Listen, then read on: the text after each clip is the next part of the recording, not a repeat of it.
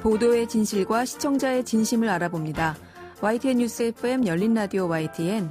저는 프로듀서 김양원입니다. 이제 나흘 앞으로 다가왔죠. 4.7 재보궐선거.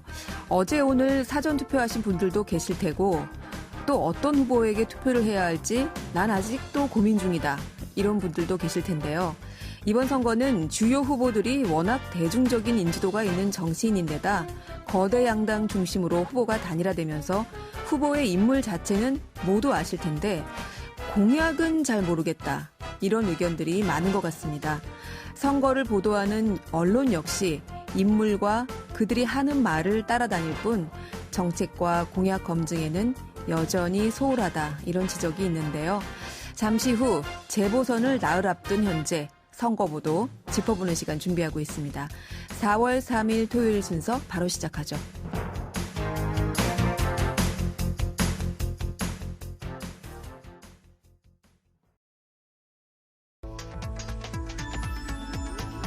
미디어가 전하는 이슈에 대한 다양한 분석과 팩트체크까지 바로 보고 뒤집어보고 꼭꼭 씹어보기 위한 미디어 비평 프로그램 열린 라디오 YTN. 네, 한 주간 뉴스를 꼭꼭 씹어보는 시간 미디어 비평입니다. 오늘은 오랜만에 직접 스튜디오로 모셨습니다. 장신대 교양학 미디어 트랙 조수진 교수 나와 계십니다. 교수님 어서 오세요. 네, 안녕하세요. 네, 어제 오늘까지였죠. 네. 이틀에 걸쳐서 재보궐선거 사전투표가 실시가 됐죠. 네, 이제 4.7 재보궐선거 정말 며칠 남지 않았는데요. 이번 선거 그 어느 때보다 네거티브와 흑색 선전이 참 오갔다. 정책과 공약 검증이 부실했다. 이런 평가들이 나오기도 했는데 네. 선거보도 관련해서 교수님 어떻게 보셨어요? 예, 이번에 이제 전체적으로 흐름을 세 가지로 구분할 수 있겠는데요. 초반에 가장 큰 이슈는 역시 양당의 후보 단일화 문제였습니다. 그러다 보니까 이제 그 어느 때보다 더 많은 여론조사가 이루어졌죠. 네. 이런 보도에서 나타나는 그 거대 양당 구도의 중심, 또 경마 저널리즘 문제가 여전히 지적이 됐고요. 또 여론조사 결과가 그 비판이나 해석이 결여된 채 보도되는 경우가 대부분이었습니다. 여론조사 전쟁이라고 할 만큼 예전에 비해서 여론조사 기관도 많아졌고요. 네. 굉장히 많아졌는데 그 여론조사 기관별로 또 그 방식이 다르다 보니까 비슷한 시기 결과에 있어서도 차이를 보이기도 했습니다. 그 여론조사 결과를 보도할 수 있는 선거 전 마지막 여론조사에서도 그러니까 이제 3월 31일자까지의 여론조사만 공표하거나 인용 보도하는 것이 가능하잖아요. 네. 근데 이제 기관별로 이렇게 차이가 나기도 했습니다. 오세훈 후보 대 박영선 후보를 리얼미터는 한 21.5% 차이가 나게 발표를 했고요. 엠브레인은 15.4%, 리서치는 22% 차이로 결과를 발표를 했거든요. 그래서 이에 대해서 언론의 보도가 이거를 이제 할 때 수치에 대한 어떤 해석이나 이런 게 없이 그냥 숫자 나열 또 의미에 대한 해석 이런 것들이 좀 찾아보기 힘들었다는 게 좀 아쉬웠습니다. 네, 특히 이번에는 말씀하신 것처럼 후보 단일화 과정이 여야 모두 사실 좀 지루할 만큼 길었어요. 네, 후보 등록 때까지도 주요 선거 이슈가 되다 보니까 더 아마 그랬던 것 같은데 세 가지로 구분할 수 있겠다고 말씀하셨는데 그 첫 번째 선거보도 양상 그 첫 번째는 후보 단일화가 계속 길어지면서 여론조사도 많았고 그러다 보니 여론조사가 풍요 속의 빈곤이 아니었냐 이렇게 지적해 주신 것 같아요. 네, 그렇습니다. 네, 선거보도 두 번째 양상은 어떤 걸까요? 인물 중심의 보도만이 주를 이루었다는 점인데요. 공약보다는 인물 중심으로 가다 보니까 관련 뉴스가 연성화되는 경우가 많았습니다. 아무래도 인물의 포커스가 맞춰지다 보면 흥미 위주 또 자극적 선정적인 보도로 연성화되기가 쉽습니다. 여기에 이제 단일화 이후에는 네거티브 전쟁이 시작이 됐죠. 후보자 토론회가 이어지면서 토론회마다 새로운 이슈들이 계속 생겨나고 후보자들의 말실수에 관심이 쏠렸습니다. 후보자들의 언어 민감도, 언어 감수성에도 문제가 사실은 많았고요. 그런데 이제 더 문제는 이를 다루는 언론도 후보자 말실수를 부각해서 좀 화제거리로 만들고 이렇게 선정적인 보도로 이끄는 양상이 좀 많았다라고 보입니다. 또 단일화 이후에는 후보자들마다 문제가 된 새로운 이슈에 대한 네거티브 전략이 이어졌는데요. 문제는 언론이 그러한 정치 대립에 스피커 노릇을 충실히 했다라는 점을 지적할 수밖에 없습니다. 민주언론 시민연합이 이번 선거 기간 동안 서울, 부산시장 보궐선거 미디어 감시 연대를 발족을 하고 선거보도 모니터를 한 내용을 4월 1일에 발표를 했는데요. 눈에 띄는 건 언론이 후보자에게 어떤 질문을 하고 있는가에 대한 질문입니다. 그러니까 2월 22일부터 3월 10일까지의 모니터 내용이다 보니까 뭐 예비 후보자들에 대한 그 언론 질의도 포함되고 있긴 합니다만 네. 이 기간 동안 30개의 인터뷰 보도 중에 총 201개 질문을 주제별로 살펴보니 경선과 단일화 주제가 가장 많았습니다. 이제 그 다음이 정책 공약 관련으로 나오거든요. 네. 근데 이제 문제는 정책 질문의 대부분이 또 부동산 문제에 집중됐다라는 거죠. 네. 뭐 물론 이제 현재 부동산 문제가 가장 크게 와닿는 부분이기 때문에 당연하긴 한데요. 그럼에도 이제 언론이라면 시민들의 삶과 밀접한 조금 다양한 질문들을 던져야 할 필요가 있지 않나라는 좀 아쉬움이 있고요.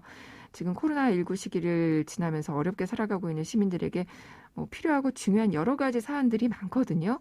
근데 이제 이런 중요한 사안들이 자칫 부동산 이슈로만 가려질 우려가 있기 때문에 조금 우려가 됐습니다. 네. 시장 후보로서의 공약보다는 인물 그 자체에 집중한 보도가 있었다. 또 후보와 진영 간 대립을 그대로 전달하는 데 그치는 이 스피커에 그쳤던 선거 보도 이렇게 연이어서 지적해 주셨습니다. 이 언론에서 정책검증 기획 보도를 일부 한 데도 있었어요. 네. 그런데 이번 선거가 야당은 정권 심판을 내세웠고 또 여당도 부동산 문제와 관련한 잇따른 악재 때문인지 그 후보의 공약을 제대로 얘기하기보다는 변명과 사과를 주로 하는 양상이 펼쳐졌죠. 네. 예, 또 한 가지 또 거대 양당 후보로 단일화가 되다 보니까 양당 구도가 강화돼서 사실 공약 검증은 뒷전이 된 건 아닌가 싶기도 합니다. 네. 그러다 보니까 언론 보도가 선거 공고문만도 못하다라는 그런 비판의 목소리도 나왔습니다. 참 이런 얘기를 들을 때마다 참 안타깝다는 생각이 들었는데요. 언론이 언론의 기능을 제대로 하고 있지 못하기 때문에 받는 비판인 겁니다. 언론이 후보들 또 정당의 스피커 노릇을 하고 중계만 하는 경우가 많았습니다. 이게 이제 언론의 환경 감시 기능, 상관 조정 기능이라는 아주 기본적인 그 저널리즘 원칙이 상실돼서 나타나는 현상인데요. 네. 공약이 발표되면 뭐 그 공약이 과연 실현 가능한 것인지 또 민생에 어느 정도 중요한 문제인지를 살펴보고 분석 비판할 수 있어야 하는데 그런 기능이 이제 부재하다 보니까 생겨나는 일입니다. 심지어는 뭐 이번에 인터뷰 기사에 질문 없는 인터뷰도 등장했다라는 지적도 나왔는데요. 네. 질문하고 인터뷰한 내용을 정리하고 이제 분석한 게 아니라 그냥 후보자가 한 말을 받아쓰기만 했다는 겁니다. 그러니까 받아쓰기만 하다 보면 후보자가 이야기하는 공약들이 이게 과연 실현 가능한 것인가 이런 것들은 더더욱 다룰 수가 없는 거죠. 네, 이번 선거는 특히나 더 어떤 정치적인 공방이 많이 오갔던 선거가 아니었나 이런 생각을 해보는데요. 네. 사실 이 교수님께서 4.7 재보선 선거보도 양상을 짚어보겠다라고 했을 때부터 좀 예상은 됐습니다만 네. 이번 선거 보도도 칭찬보다는 좀 비판을 많이 해주셨던 것 같아요. 자, 그럼에도 불구하고 이제 선거가 며칠 안 남았으니까 긍정적인 평가를 해주실 부분은 없을까요? 시민 단체가 언론보다 더 선거 감시를 철저히 했다는 점은 긍정적으로 평가하고 싶습니다. 민원연이 지난 3월 31일에 정책평가 토론회를 열고 이번 보궐선거에 대한 전반적인 이슈들을 감시한 결과를 발표를 하는 자리를 마련했거든요. 네. 그래서 이 토론회를 뭐 오마이TV와 함께 생중계하기도 했습니다. 그리고 이제 서울대 팩트체크 연구소가 있는데요. 네. 거기 4.7 재보선 세션을 따로 만들어서 언론 보도 내용에 대해서 또 팩트체크를 했습니다. 그래서 유권자분들께서 이런 내용들도 선거 전에 좀 찾아보시면 좋겠다는 생각이 들고요. JTBC가 경실련과 함께 공약 검증 기획 보도를 했습니다. 그래서 1편 부동산 도시개발 공약, 또 2편 사회복지 분야 등 주요 공약에 대해서 다루는 모습을 보였고요. SBS가 인터뷰로 정책 검증한 사례도 있었고, 다만 이제 여기서 부동산 정책 외에 더 다양한 의제들이 다뤄졌으면 좋았을 것 같다라는 좀 아쉬움은 있긴 있습니다. 이번 선거에서 또 눈에 띄는 건 그 미디어 환경이 바뀌면서 정치 유튜브 채널이 엄청 많아졌거든요. 네. 작년에 그 학술대회에서 이제 발표한 자료에 보면 500개가 넘는다. 이 정치 유튜브 채널이 라는 그 분석이 있었으니까 아마 지금은 더 많아졌을 겁니다. 우리나라 예. 국민들이 정치에 관심이 많아요. 많으신 것 같아요. 네. 네. 이제 기존 언론에서 채워지지 않는 것들을 자신의 성향에 맞는 채널을 구독하면서 적극 참여하는 경우가 늘고 있는 건데요. 네. 이제 이게 선거에서도 많은 영향을 끼치게 되는데 이번 선거에서도 역시 그 각 진영의 정치 채널들이 활발하게 정책에 대해서 논의하는가 하면 이번에는 이제 구독자가 많은 여러 개 채널이 연합으로 생방송하는 모습을 보이기도 했습니다. 접속자 수도 엄청났고요. 이런 풍경도 미디어 환경이 바뀌면서 새롭게 등장하는 모습이거든요. 네. 그래서 앞으로 좀 눈여겨봐야 할 부분입니다. 네. 이 선거 보도에서는 공약 검증이 사라져서 좀 아쉬웠지만 그럼에도 이 시민사회계에서는 정책 검증을 위한 노력들이 꾸준히 계속됐다. 이렇게 평가를 해주셨고 또 정치 유튜브가 상당수 늘었다는 거는 우리 정치에 대한 시민의 관심이 그만큼 높다는 거를 네. 보여주는 게 아닌가 싶은데 네. 자, 이제 사전 투표에 이어서 서울과 부산 두 곳의 대한민국 대표 도시에서 이루어지는 이 재보선 투표 코앞입니다. 이제 선거 막판 어떤 선거 보도가 있어야 할까요? 네, 얼마 남진 않았지만 각 후보들이 던지는 그 의혹들을 좀 검증 없이 전달만 하고 받아 적기만 하는 것에 그치지 말고 또 혹은 그 민생의 중요한 사안에 대해서 시민들의 분노만 키우고 나몰라라 하는 식의 해결책, 대안 없는 분노 키우기 보도는 좀 그만했으면 좋겠고요. 정책이 이제 제대로 된 검증된 보도, 중요한 건 시민들의 알 권리를 충족하고 있는가에 대한 그런 고민들이 조금 더 있었으면 좋겠습니다. 조금 전에도 말씀드렸지만 이제 미디어 환경이 변화하고 채널들이 넘쳐나고 있거든요. 네. 그리고 시민들의 눈높이도 상당히 높아졌습니다. 그래서 더더욱 앞으로는 그 저널리즘의 기본 원칙, 환경을 감시하고 제대로 비판하고 분석하는 그런 기본 원칙이 잘 지켜지는 언론이 살아남지 않을까 이런 생각이 듭니다. 네. 오늘은 얼마 남지 않은 4.7 재보궐선거 관련 보도들 점검해 봤는데요. 남은 주말과 휴일 동안에 아직 결정 못하신 분들 어떤 후보를 선택할 것인지 저희 방송 들으시고 도움이 조금 되셨길 바랍니다. 교수님 오늘 말씀 고맙습니다. 네, 감사합니다. 네, 지금까지 장신대 교양학 미디어 트랙 조수진 교수였습니다.